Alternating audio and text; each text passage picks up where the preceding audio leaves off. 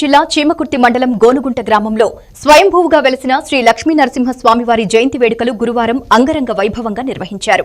ముందుగా ఆలయ అర్చకులు హనుమాన్ ప్రసాద్ ఆధ్వర్యంలో స్వామివారి మూలమూర్తికి అభిషేకాలు, సాలగ్రామ పూజలు నిర్వహించారు. తదుపరి విశేష అలంకరణతో స్వామివారిని భక్తుల దర్శనార్థం సిద్ధం చేశారు. అనంతరం భక్తులకు దర్శనం కల్పించగా పెద్ద సంఖ్యలో పాల్గొన్న భక్తులు స్వామివారి ఆశీస్సులు పొందారు.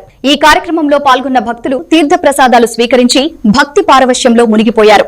గోనుగుంట గ్రామం మొత్తం ఆధ్యాత్మిక వాతావరణంతో కళకళలాడింది.